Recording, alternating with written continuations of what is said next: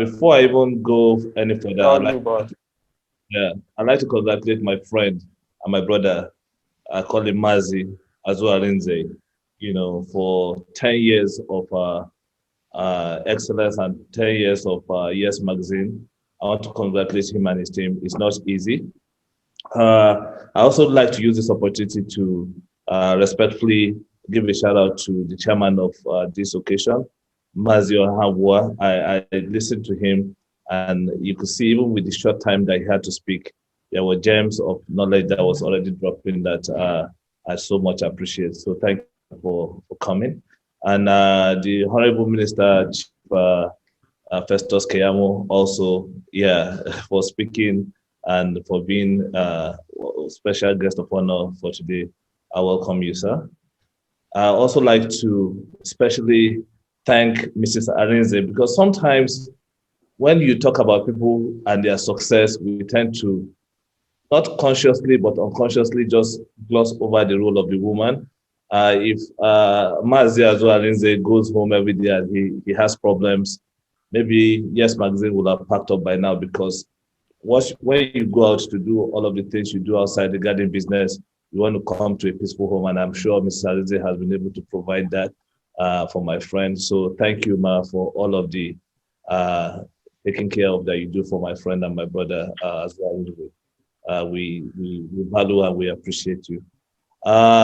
Finally, for the shout outs, I'd like to do shout out to Mr. Kune Bakari to see that it's not everybody, nobody wants to lose their best hands, and that's my experience in business. So sometimes you provided tutelage and mentorship and provided job opportunity for someone to grow, and when they finally decide to go set up their own, I know that not many people are as positively receptive to that idea like Mr. Bakari has been. I've followed the trend. Every time Azuh is doing something, he's usually one of the first to be there, and I want to especially commend him and for him to keep up that good attitude. I mean, we need to like him in this country for us to move forward.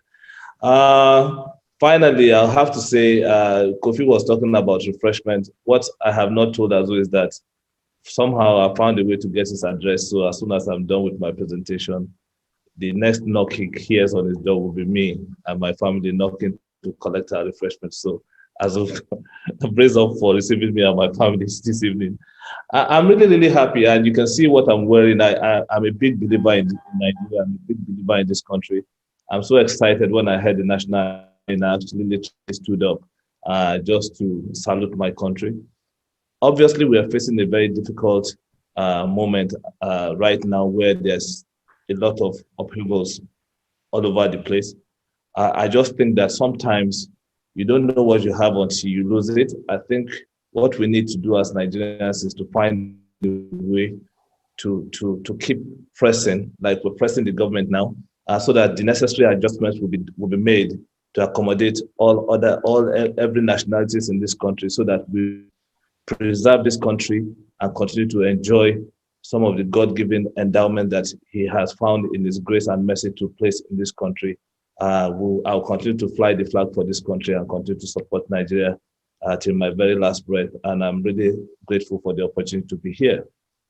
Now, they say most businesses usually will, there's a statistic that says most businesses, especially businesses that are like startups, will die in their first 5 years.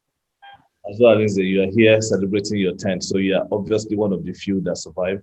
And it's also worthy of note that Yes Magazine is just 1 year older than Extreme Ideas. So ideally, if businesses are human beings, Extreme Ideas should be calling Yes Magazine, but that Yes Magazine, according to the Yoruba tradition.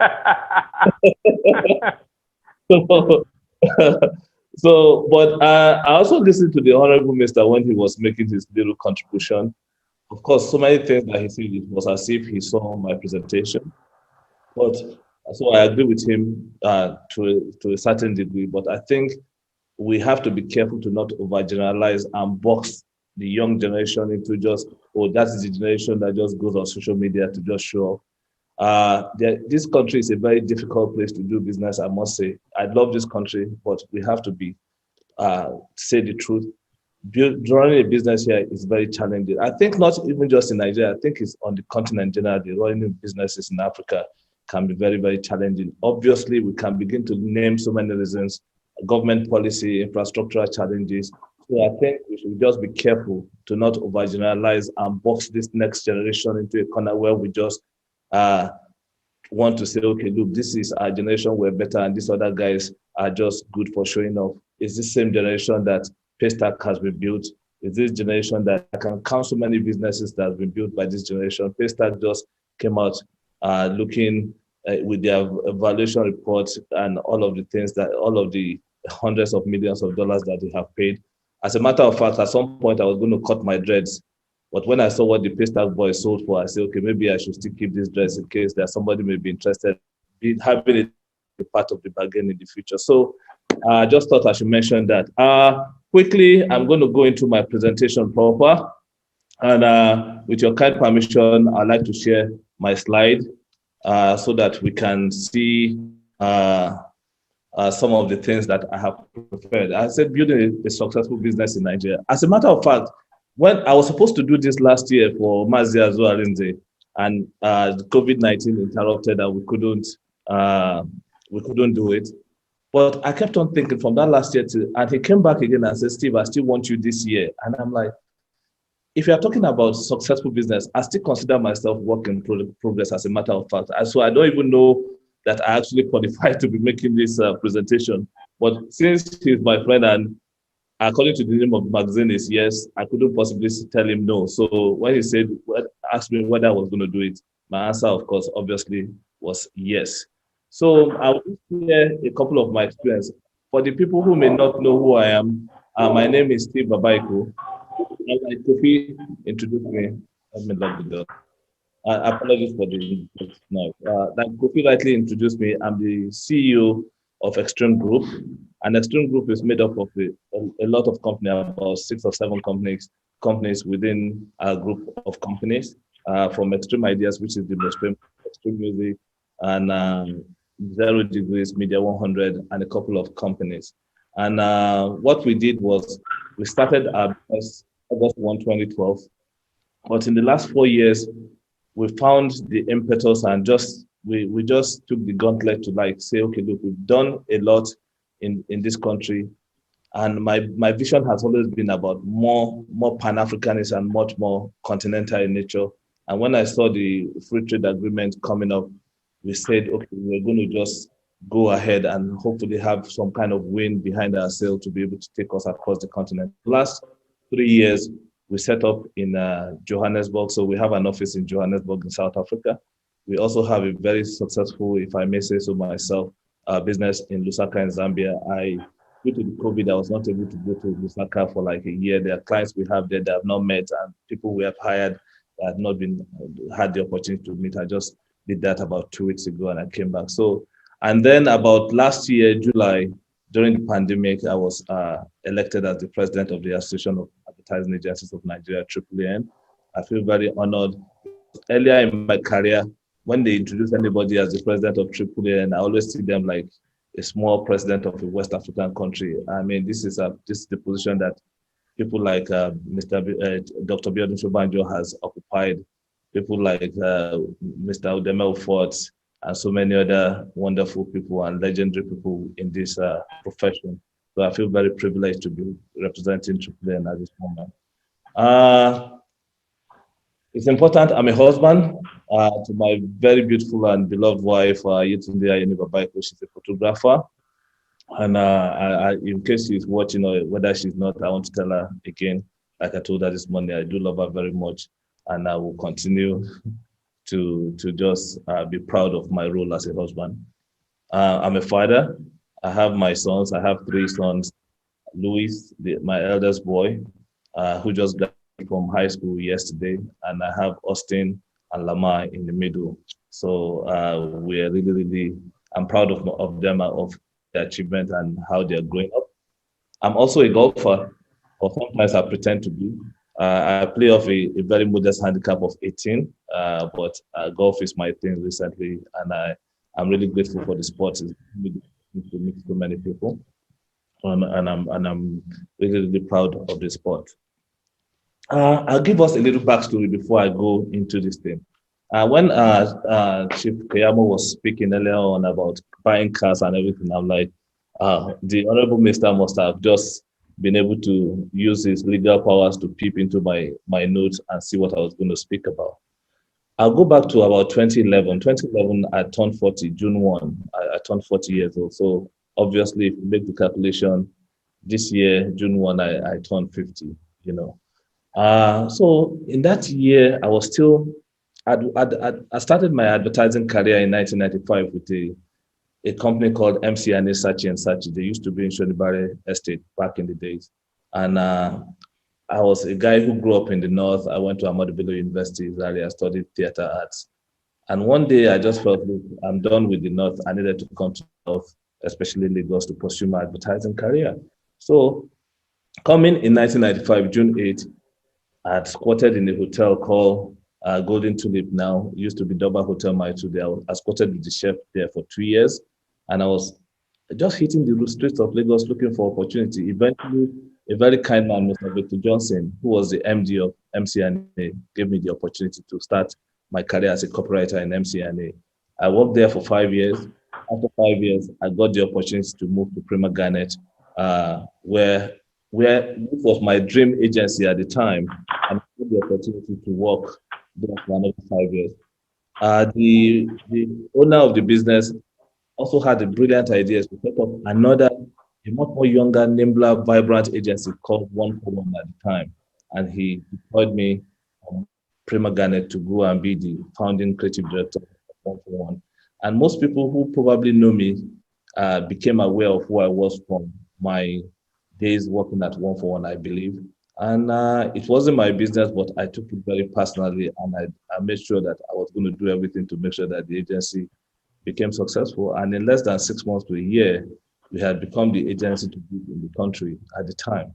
Now, fast forward to 2011, I had worked One for One for 7 years as creative director. We had built a business that's way more successful than the mother business, which was Prima Garnet at the time. And then I don't know what I was drinking, and I had this idea that I needed to buy myself a Range Rover car because up to that, I mean, likely even up till today, I found myself in a very interesting place where I have never ever used my money to buy a car for myself, even till today. Every car I have driven in my life was always provided to me by the company that I work with. So I have, I think, two cars today, and the two cars are the company that extreme. Let's make sure that there's no. So, I found my the need to buy a car for some reason because if you look at 2011 at that period, don't forget that I also have one leg in the entertainment business where all of the whole record label executives who own businesses, it looked like Range Rover car was like their choice car for that year. Everybody had Range Rover Sport. So I felt, look, why can't I get a Range Rover Sport? So like I always do, I called my wife aside and I said, look, you know what? I I have made up my mind, I've made a decision, but I want to carry you along in this decision. She said, what's the decision? I said, I've decided myself a Range Rover. She said, what? She said, why? I said, well, it's obvious. I mean, I need it. I'm also a record label exec. Every of my mates owns one. Why can't I have one? She looked me dead in the eyes, and for the first time, she spoke to me in a way she had never spoken to me before. And she said, Steve, you have been stupid. I was taken aback because I mean, I had never heard that tone of voice from my wife before, ever. I'm like, how do you mean? She said, she said, how much is the car? I had negotiated with one guy who, because I actually did go to Costaris Motors to look for how much the Rover was. And I got there, and to my shock, they said 16 million. But as at that time, I had only saved about 8 million naira. And that was all the money I had in the world. So she said, but at Costaris, they linked me to some other guy who they said bought a car and wanted to dispose it. He bought a 2010 model for his wife and wanted to dispose it to buy the new 2012 model that was about to come out. So I got the man's contact. I went to, I think, Chevron Estate to see the car, still very in very good condition, mid condition. In fact, I'm not sure the spare tire had ever been brought out from the little enclave that it was. So I was in love with that car and I wanted it. So my wife said, "How much is that going for?" I said, 8 million. And she looked me dead in the eyes and said, "People who buy 8 million naira cars usually have 80 million naira in their account. How much do you have?"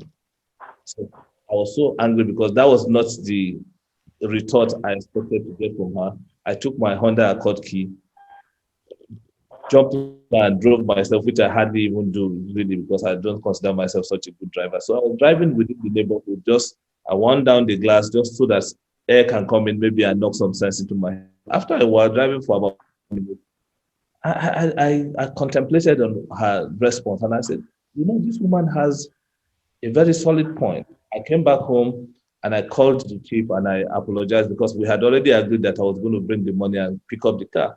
And I said I was not going to be able to continue with the transaction, so I backed out. That was in 2011, around November.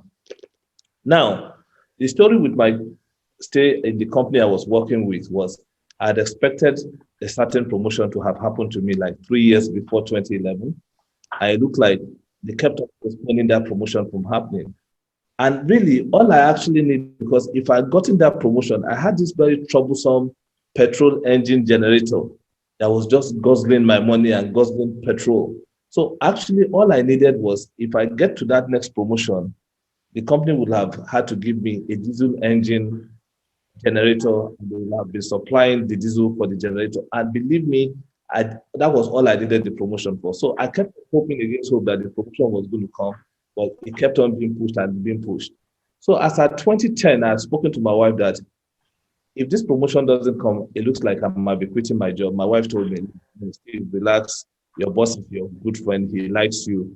I'm sure he will do the needful." So 2 years before then, it didn't happen. Then in 2011, as at the time I was talking about getting this car, it still didn't happen. So I had told her, and I've called the family meeting with my boss, who were way more smaller than that. If this thing I'm expecting does not happen in 2012, I will be forced to take a decision. And that decision may ensure that somehow we will drink Gary, like they say in Nigeria. We'll drink Gary a bit for a couple of months, but I don't know how it's going to pan out. So fast forward to 2012, as at February or April, I think April, the promotion list came out again, and my name was not on the list, and I didn't get promoted. I'm so grateful to my wife forever because that 88 million naira I was supposed to have spent on buying the Range Rover became the seed money for what is Extreme Ideas today. I took the money, I rented an office space, and like they say, the rest is history. I remember calling my friend Ayeni then, Ayeni Adekunle of BHM, and I was telling him all the plans that I had because he, as a matter of fact, before then, I think 5 years before then, had been pushing me to say, "Look, Steve, you have to go. You have the knack for entrepreneurship. Go into it, take a chance, take a jump." And I keep looking at him. "Oh, you want me to go and commit suicide? I don't think I could possibly do this." When I was forced to do it and the time came, I was able to jump into it. Now, for people who want to run successful businesses, especially for young people who might maybe at some point see this video or whatever, just understand. I think that's some of the point of convergence with the Honorable Minister. There will always be challenges, never be in a hurry. There are what I call the setup blues, because I had 8 million naira, but of course I was a creative person. I really wasn't grounded in all of the business theories and I never gone to business school. And as a matter of fact, there's this stereotype in our industry where creative people are always relegated to the background when it comes to who the successor to the CEO will be. They usually say, "Oh, creative people, they really can't run a business. Don't give them the opportunity." So I was flying a flag for the creative team and for my creative family, and I thought we will make this happen. But just like a creative, all I was more concerned with was, oh, set up the office, let it be nice. I remember Hayani came to the office and said, "Steve, you're doing all of this whole suspended ceiling, the lights. No, no, no, you can't do this because, this is somebody else's property. You cannot be." I just listened to it, but I knew, of course, I wasn't even going to listen to it because honestly, as a person, aesthetics means a lot to me. My environment and my working environment has to be in a certain way. So I went ahead, I did everything I wanted anyway. I had spent so much money on make beautifying the atmosphere that I forgot that soon, in a couple of weeks' time, workers were going to resume and we're going to need money to pay salaries. So that's part of my setup. And part of my setup blues was that I didn't even really have a chairman. I did not have a partnership, which I would recommend. People always talk about how partnership have problems and whatever, but I think the body is like that once here. So I recommend, and the tech boys in today's world understand the value of partnership. So I think if I had to do it again, maybe one of the things I would do is to get a partner. So I had all of this setup blues, trying to just set it up. All of the challenges came. And then all of a sudden, when I realized that we had no money to pay salary, I will tell you what all of the very difficult steps we had to take, 6 steps that we had to take to make sure that for our first salary, we did not end up giving our staff excuses to say, because some of the interviews that we conducted, we still conducted with cement bags and everything lying on the floor. So really, for people who, I would like to use this opportunity to salute the courage of the first staffers. Extreme, we were about 80 numbers because those guys are the real MVPs. I don't know that if I was interviewing in that environment, I would have taken the job because it looked like everything was not ready, you know. And another thing that one must do is getting the right team on the bus, you know. It's so important because at the end of the day, if people talk about extreme today, people talk about Steve Babaeko and they refer to me and everything. Yes, I might be the guardian of the vision, but from the one, it was obvious that with the kind of business that we do, you need a team. And the business is as good as the kind of team you are able to assemble together. People who are able to connect with the vision and catch the fever that we were spreading amongst the team, and just that daring do spirit of being able to just go there and try to succeed at all cost.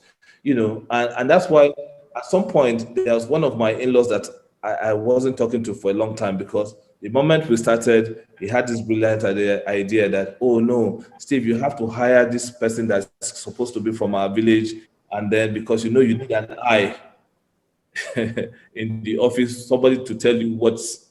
I'm like, if I need an eye, I'll install the CCTV, which I did. Not even so much to even monitor the staff, but just to for security reasons. I don't think being able to starting a business and putting all of this whole family sentiments into it, they don't go together. I mean, it's like oil and water; they really don't mix. So you have to get the right team, and you have to just remove sentiment and everything. So of course, I refused to hire the person, and for a long time, the man was trying to reach me, and for a long time, I really couldn't speak to him because my answer, unlike the name of the magazine, was no. No and no, and probably if you ask me today, the answer will still be no. So you are going to face the cash crunch. Like I said earlier on, the moment I realized that, look, we run a system that we inherited from the last place that I work, where you pay salaries to your team twice in a month, on the 15th and on the 25th. And the good thing that I'm really so proud of, which is, it should be normal, but I'm really so proud of it, is that in the 9 years of running this business, we have not delayed salary by 1 second. Every 15th and every 25th, our people get paid. I'm really proud of it. I'm saying it on camera now, so you know, in these days of social media, you can be called out if you're lying. So yeah, I take that very seriously, and I always tell the team, as long as I'm sitting on that chair, the priority and the welfare of my people, is top priority for me. You know, but when we started, we had finished using all of that we had, and some few people. There's this friend of mine, Shegun Obagbemi, was the only person apart from my wife who borrowed me money. Shegun Obagbemi was the only person who came and saw what I was doing and wrote a check of 150,000 naira and gave it to me. I said, look, Steve, I'm sowing this as a seed into your business. Believe me, that year, that money looked like 15 million because we had out of cement and we needed more cement to do some of the patchwork we were doing in the office at the time. You know, so like a normal creative, I blew all of the money trying to make the environment beautiful. We had set up an account with a business account with one of the banks. I think it was Diamond Bank at the time, who end up later becoming our client. And our account officer, for some reason, the moment the people, somehow the word went out. I think the BHM team did a very fantastic PR job for us at the beginning, in the whole world that we were open for business. So all of a sudden, all kinds of banks started coming to our office wanting us to open an account with them. But somehow I connected with the Diamond Bank lady because she was really very aggressive. She was not going to take no for an answer. And in my mind, I'm like, we really don't even have any money. Why is she being so persistent? So we opened the account with her. And then when I realized that our salary was being delayed, there was this Visa card they gave us where we could draw, I think, 2.5 million naira off the card and pay the next month.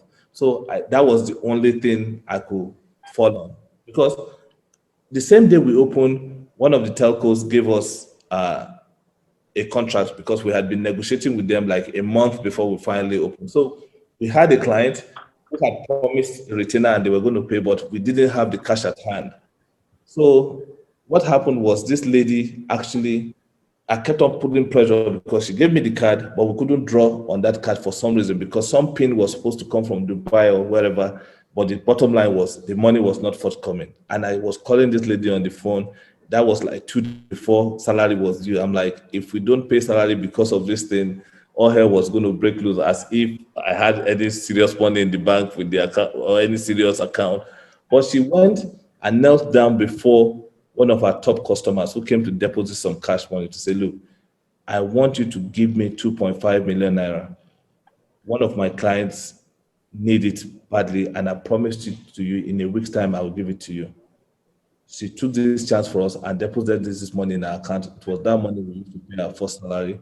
And luckily for us, before that 1 week came, we were able to get money from the client and we were able to meet our obligation and pay her. So I'm really, really grateful to her. And I did make sure to when we finally won the Diamond Bank account, I made sure to drop her name with the MD at the time. Told him the story, and I think that must have earned the girl one or two good promotions because of the way she went beyond the length of duty uh, to meet a client's need.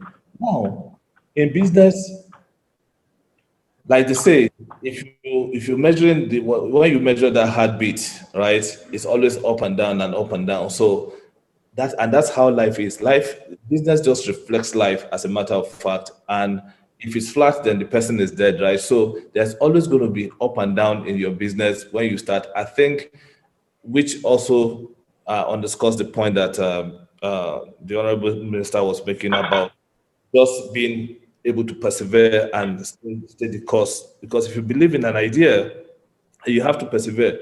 So when those low moments come, we all pray for luck lifelines to come. In our own case, the lifeline we got was that telco business that gave us our first opportunity. I'll forever be grateful. Stephen Evans, the CEO of the company at the time, he called me and said, Steve, I made you an offer because the telco, I was working for them in the other agency. So they took an account from another agency to give half of that business, they gave it to me. And initially, the proposition that they made to me was, look, remain as a consultant to the agency that I was working with. We wouldn't even let that agency to pay your salary. We will be responsible for your salary. Anything you call, will pay you. But I told them, well, thanks for the offer, but no thanks. I'm setting up on my own, set up my own business, and I really want to go and pursue it. And as a matter of fact, another telco business was already approaching me saying, look, if you take us on, we're going to give you Africa to play with, So I told them, I said, well, for benefit of transparency and openness, this is the counter offer I'm also receiving somewhere. So they took part of the business from another agency and gave it to me. But Stephen Evans, my English client at the time, called me and said, Steve, you have zero track record of being a business person. We're going to give you this opportunity. The caveat, in the first 3 months, if you are not able to stabilize your business, then we will reduce your contract by 50%, your retainer, and we'll give you another 3 months. And if you're still not able to keep the business going, then we'll have to shake hands with you and let you go. Well, to God be the glory, like they say in Nollywood movies. 9 years later, we're still here, about to celebrate our 10th year anniversary next year, and we're already in two other African countries, with two more African countries, Cote d'Ivoire and Kenya, up in the works for maybe last quarter of this year. So it's a huge opportunity. So those lifelines will come, but when those lifelines come, be ready to receive it with both hands. And it is what you do with those lifelines that will guarantee whether you become successful or not. Because when opportunity comes, it does not sometimes come dressed in a fancy party clothes. Sometimes it can come in a work cloth, and then you might not recognize it for what it is, that this is a massive opportunity. But in our own case, I'm grateful that we recognized the opportunity we had, the lifelines we had, we took it and we built on it and we moved on. Next, curveballs. In business, curveballs will always come, especially when you operate on this continent. Curveballs could come from like maybe government legislation. There was a gentleman of Indian descent who set up a business here about logistics business, delivering stuff with Okada. One day he had signed all of the contracts. One day the government came and said, look, he could not continue to work anymore. Unfortunately, the guy got hacked to death in his New York hotel, or was it his apartment in New York? Very sorry. So sometimes that's the way the curveball comes at you. In our own case, I actually have a book that will probably be coming out maybe next year if we're not able to make it this year. The curveballs came in the form of the people we used to work with. Our regulatory agency is APCON, was APCON, that is still APCON now. APCON regulates everything that has to do with advertising in all its ramifications. So they are the regulator. They are like the way CBN is to the bank is the way APCON is to advertising agencies.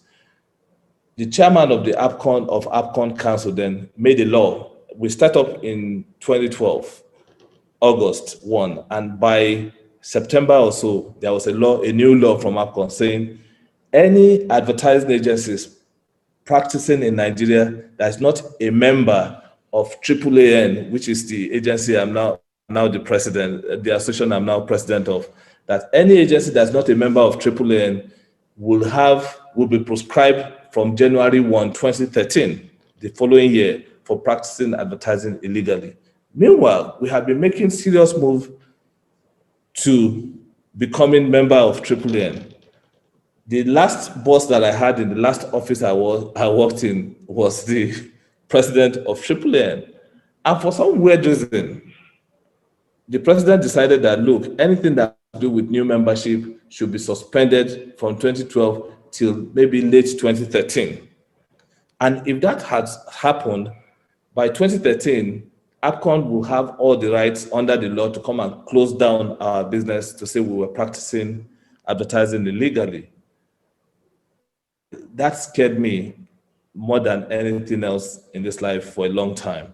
So what I did was I reached out to some of the veterans in this business, people like Dr. Biodu Shobanjo. I reached out to everybody and I was trying to make a case. Look, you know what?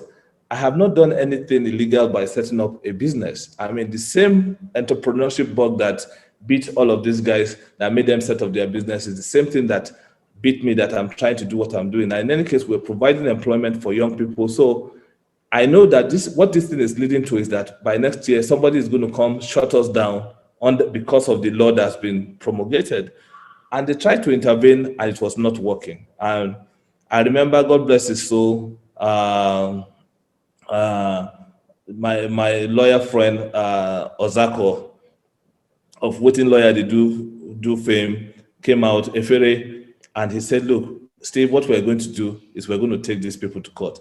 But these people were my bosses, and the people I actually look up to. They are my mentors, they are my benefactors. So I didn't want to start my business life with litigation, but it looked like obviously that was the route that we're going to. But somehow, I think common sense prevailed at the end, and we found the resolution, and they registered Extreme Ideas to be member of AAAN, and then and to God be the glory. The way God has a sense of humor today, I'm president of the same association. So curveballs will come. You have to be able to be on your feet, think out of the box, because the government will come. You as a young person, imagine yourself, you set up a crypto business and you have an exchange, and the government comes and says, we're banning crypto. That's a curveball. See, it's not the end of the world. How you respond to it and be able to and have plans to hedge against any curveballs that comes is what's going to determine whether you become successful or not.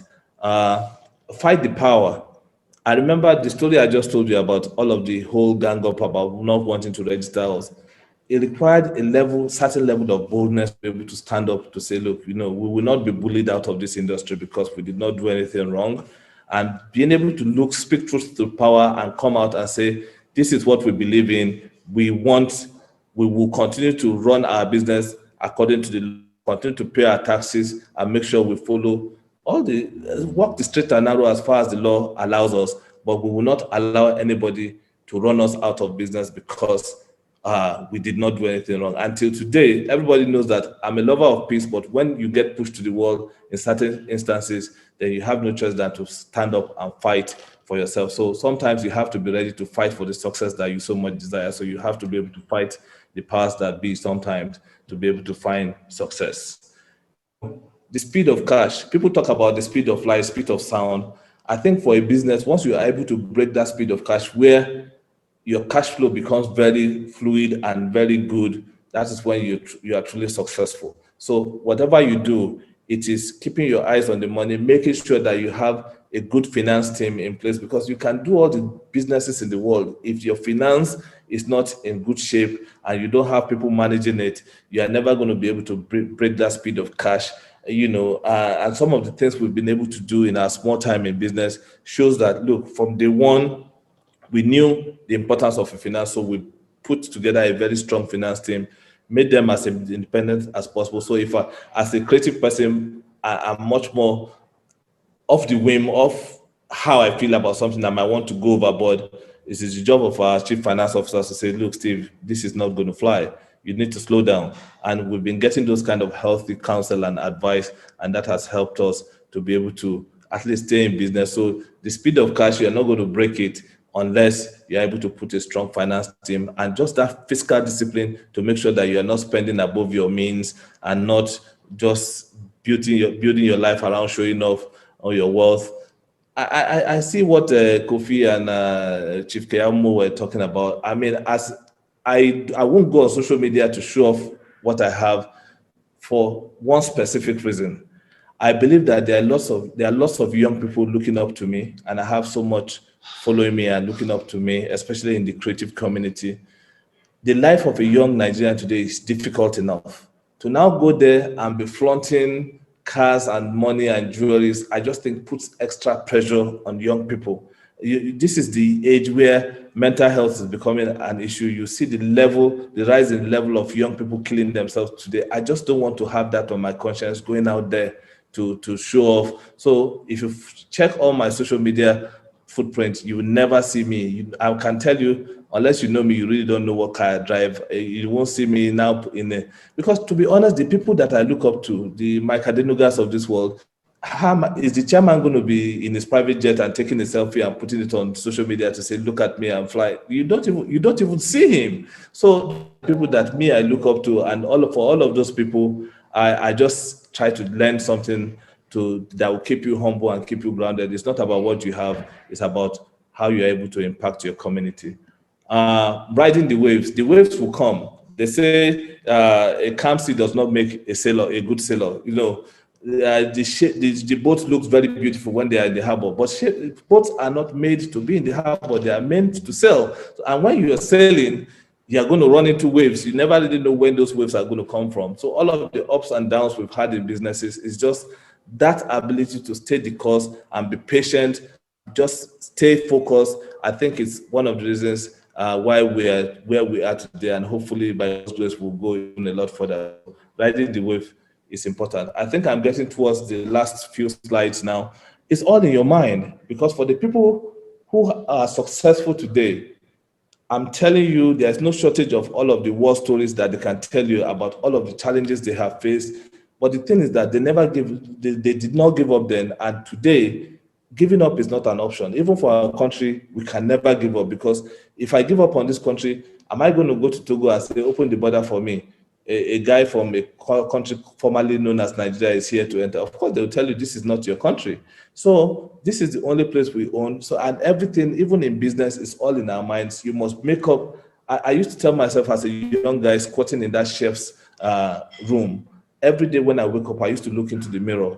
And before I brush my teeth, I used to speak to myself, before I leave this town and not be successful, the bar beach will run dry. It's a mindset. So success is a mindset. It's something that I saw the founder of Amazon. I saw one old picture on the internet where he was in his little cubicle when Amazon started, and on the wall was just a white piece of paper, and they had with a handwritten sign Amazon on it.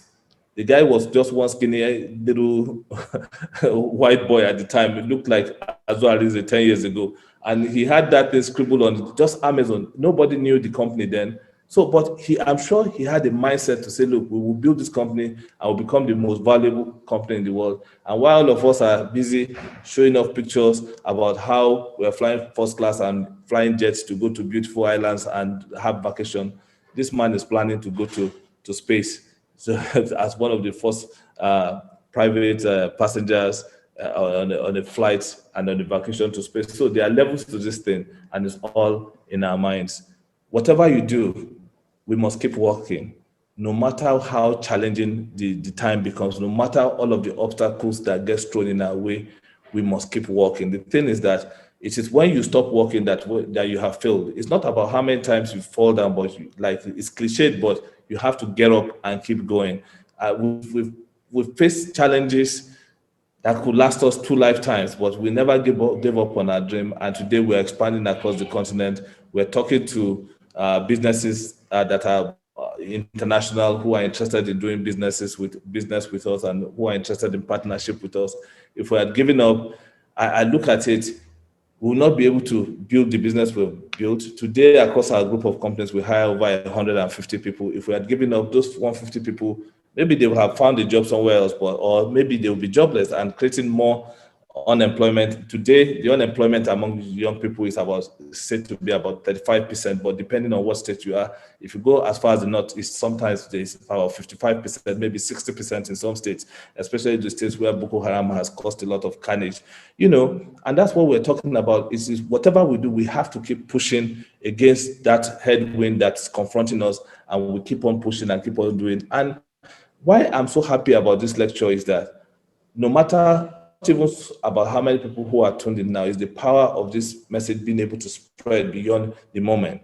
Because as Nigerians, and especially for people who are on the positive side of things in this country, we tend to want to say, oh, no, I really don't have to say anything. I don't have to go out to speak to the new generation to convince them to walk the straight and narrow. Some other person will do it. But the problem is, you are not alone. Like in everything, you are in competition with some other forces. The other forces are the guys who are into kidnapping. The other forces are the guys who are into Boko Haram. The other forces are the guys who are into some kind of nefarious activities. And those guys are going beyond the call of duty, reach out to the same young people that you should be reaching out to and convincing them to join them. So, and for every new member they're able to recruit, it means less sleep for the rest of us. So, as a matter of fact, God bless you, Azuh Arinze, for giving me the opportunity to speak this and for taking soundbite from all of the people who have spoken today, because hopefully this message will go out, and if we're able to convince 10 more young people to see that there is benefit in staying the course and being hardworking and being focused, then I think the dream will have been fulfilled. Second to the last slide, I'll tell you, don't stop. You have to keep on going. I mean, no matter what you do, you can't stop. And you see, the thing with success is that success is not, there's no destination called success. Success is just a journey that keeps continuing. I mean, the richest man in this country, or maybe on the continent today, will get to a place where rich men are gathered, and probably they won't even let him come inside, because there are levels to this thing. So the thing is that the richest man in Africa is still aspiring to get more wealth, and the richest men in the world are also aspiring. And you see what's been happening between the number 1 and number 2 spot of the richest man in the world has been going up and down. Like today, somebody can become the number 1 and the other guy drops to number 2. So you see, we can't stop. We must not stop. And by the grace of God, we won't stop. I thank you so much for the opportunity, Mazi Azuh Arinze, to speak. This is just you see that I've not said anything because I really don't think that I've done anything that's given me the credential to come here and pontificate and tell you this is what you must do. I've just spoken broadly around the subject, and success is subjective. For some people, it's about money. For some people, it's about fame. And for some people, with what we have experienced the whole of last year to now, for some people, it's just about staying alive. Thank God we are all alive. Happy anniversary to Yes Magazine and happy 10th anniversary as well as your team. Thank you.